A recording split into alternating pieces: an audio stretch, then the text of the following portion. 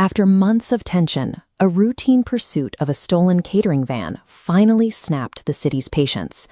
Judy and Nick's reckless chase ended with the suspect escaping and the officers leveling storefronts in the process. Chief Bogo wasn't interested in excuses. He saw two officers whose conflicting styles were actively endangering the public, and he ordered them into a Partners in Crisis seminar to prevent a total career collapse. While their badges were in jeopardy, the case wasn't over. At Zootopia's 100th anniversary gala, Judy spotted the same model of catering van from the chase, realizing the morning's disaster was a distraction for a larger play. The disruption arrived in the form of Gary D. Snake, an interloper known for his obsessive level of preparation and a custom survival kit. He bypassed security to steal a historical journal from Milton Lynxley, the heir to the city's founding legacy. Judy and Nick moved before the thief could vanish. Working with a sudden, desperate synchronization, they cornered Gary and reclaimed the Lynxley journal. The victory was short-lived. Milton Lynxley immediately confronted Judy, demanding the journal's return while threatening to use his political influence to dismantle her life if she hesitated. Suspicious of Milton's desperation, Judy made a choice that violated every police protocol. She kept the journal as evidence and helped Gary escape the gala through a service entrance.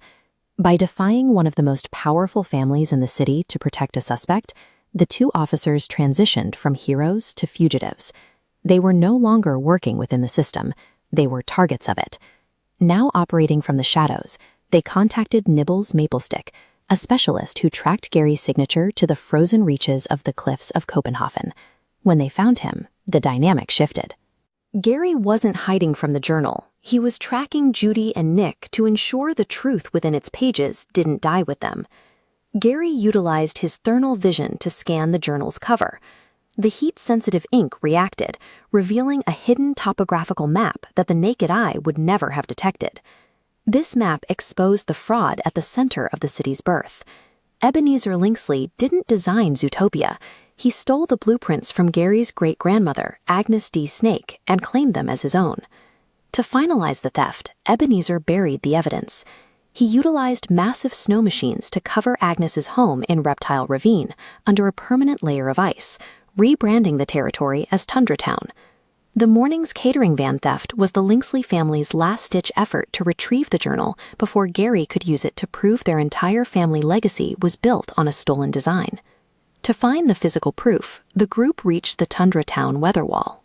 Their objective was to shut down the snowblowers and thaw the original site of Reptile Ravine.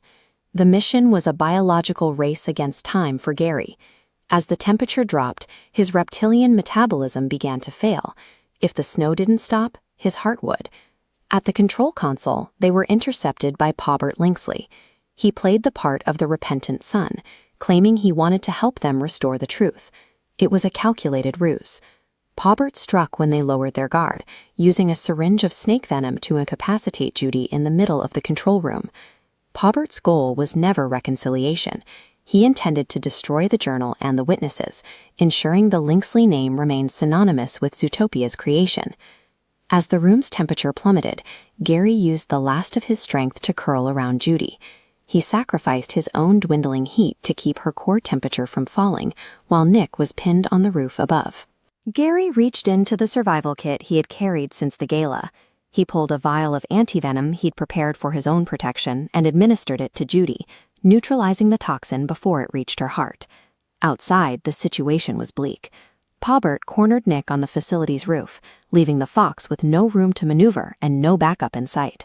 Nick chose a final high-risk tactic. He stomped with full force on a structural weak point, shattering the icy roof and dropping both himself and Pawbert into the control room below. This wasn't a desperate fall. It was a demonstration of total trust. Nick gambled that Judy and Gary had already secured the room and would be ready to catch him before he hit the floor. Judy caught Nick just as the snowblowers finally cut out. With the weather wall deactivated, the group raced to the melting Reptile Ravine to secure the site before Pawbert could recover. Inside the long, frozen ruins, they found the irrefutable evidence, the original hand-drawn blueprints for Zootopia, signed by the true architect, Agnes D. Snake. The discovery forced an immediate revision of the city's origins. Agnes was finally granted posthumous credit as Zootopia's true founder, while the Lynxley fraud was stripped from the records. By uncovering the truth, Judy and Nick cleared their names and demonstrated to Chief Bogo that their partnership was vital.